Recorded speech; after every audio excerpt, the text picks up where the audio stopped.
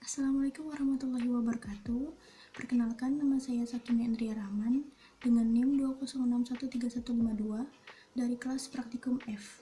Di video kali ini, saya akan melakukan praktikum mengenai kelarutan kualitatif. Sebelum mulai praktikum, kita harus tahu terlebih dahulu definisi dari kelarutan. Kelarutan adalah keadaan suatu senyawa, baik padat, cair maupun gas, berada pada fase terlarut ataupun tercampur seluruhnya dan membentuk suatu larutan yang homogen. Kelarutan juga dapat didefinisikan secara kualitatif sebagai interaksi spontan dari dua zat atau lebih yang bertujuan untuk membentuk dispersi molekuler.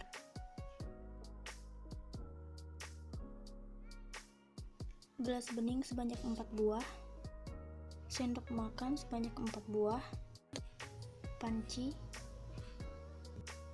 dan stopwatch. Gula pasir,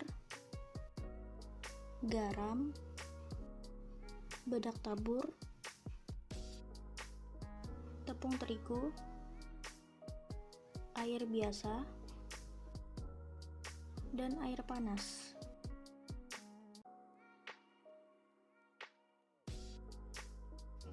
Pertama, masukkan air ke dalam masing-masing gelas sampai tingginya setengah gelas.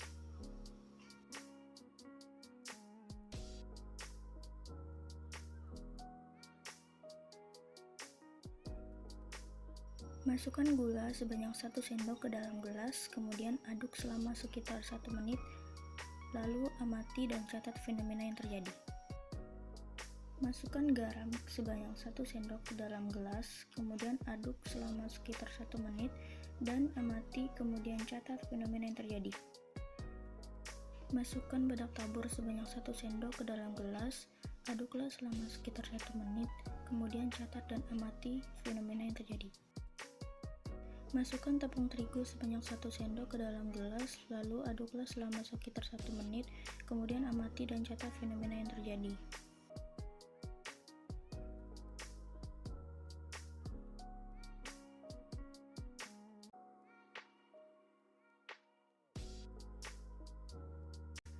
Percobaan pertama yaitu gula. Gula tersebut larut dalam air karena adanya ikatan hidrogen antara gula dengan air dan molekul air yang menarik sisi polar dari gula sehingga terbentuklah larutan gula.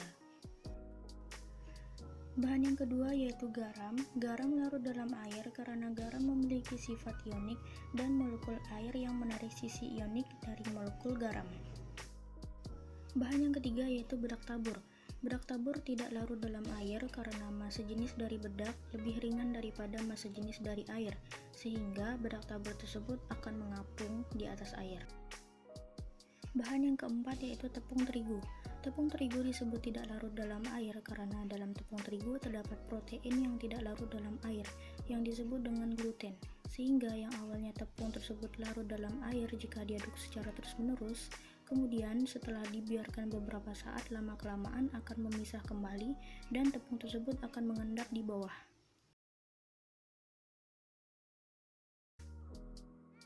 Isi gelas pertama dengan air biasa setinggi setengah gelas.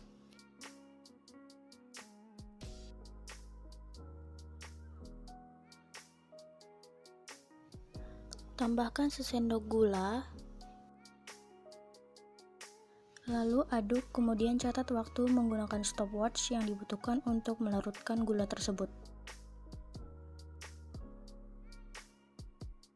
Gula yang diaduk dengan air biasa akan larut dan membutuhkan waktu yang relatif cukup lama, yaitu 1 menit 20 detik.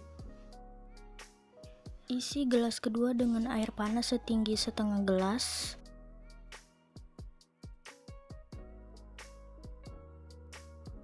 Tambahkan sendok gula, aduk dan catat waktu menggunakan stopwatch yang dibutuhkan untuk melarutkan gula tersebut. Gula yang diaduk dengan air panas akan mudah larut dan membutuhkan waktu yang cukup singkat, yaitu 54 detik.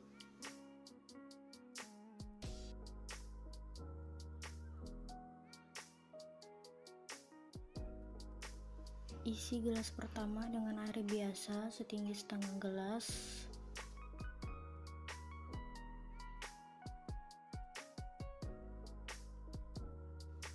Tambahkan sesendok gula. Aduk dan catat waktu menggunakan stopwatch yang dibutuhkan untuk melarutkan gula tersebut.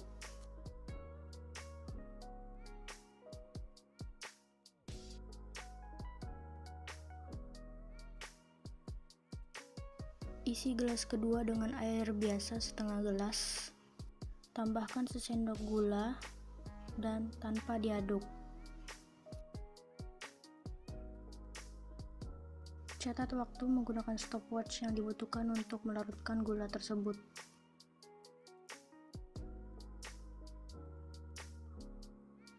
Pengaruh suhu pada kelarutan gula lebih cepat larut dalam air panas dibandingkan dengan air biasa karena semakin tinggi suhu dari suatu zat cair maka semakin cepat proses kelarutan suatu zat padat. Pengaruh suhu yang tinggi juga mengakibatkan molekul air bergerak lebih cepat sehingga lebih sering bertumbukan dan gula lebih cepat larut. Pengaruh pengadukan pada kelarutan gula yang diaduk dapat membuat proses kelarutan akan menjadi lebih cepat. Pada gula yang tidak diaduk, maka kelarutan akan terjadi dalam waktu yang sangat lama karena tidak adanya pengaruh pengadukan.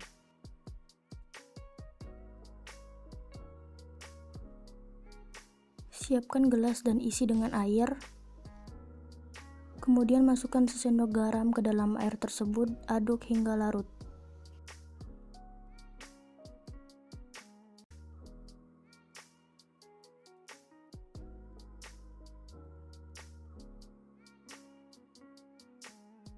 Pada sendok pertama, larutan tak jenuh, yang ditandai dengan terlarutnya semua garam pada larutan kurang dari yang diperlukan untuk membuat larutan menjadi jenuh.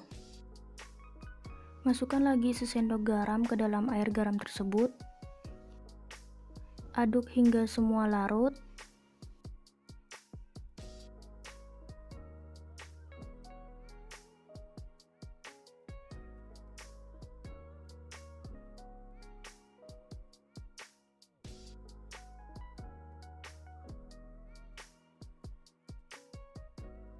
Pada sendok kedua, larutan jenuh, yang dimana zat terlarut berada dalam kesetimbangan dengan fase padat sehingga munculnya endapan dan partikel-partikelnya tepat habis bereaksi dengan preaksi. Masukkan lagi garam hingga ada yang tidak larut dan tetap ada kristal garam.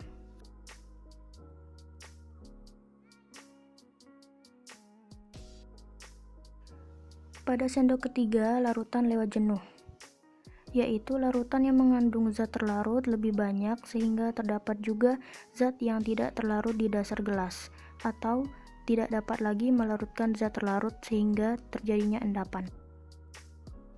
Jika penambahan garam sudah terlihat tidak bisa larut lagi, maka panaskan gelas tersebut di dalam wadah yang berisi air panas atau mendidih.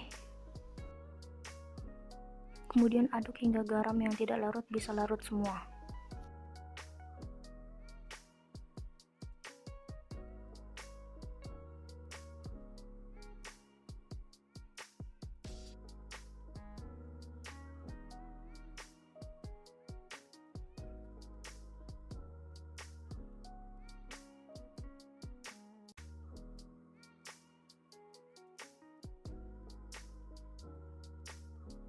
Setelah larut semua, dinginkan dalam air biasa atau air dingin supaya cepat kembali ke suhu normal.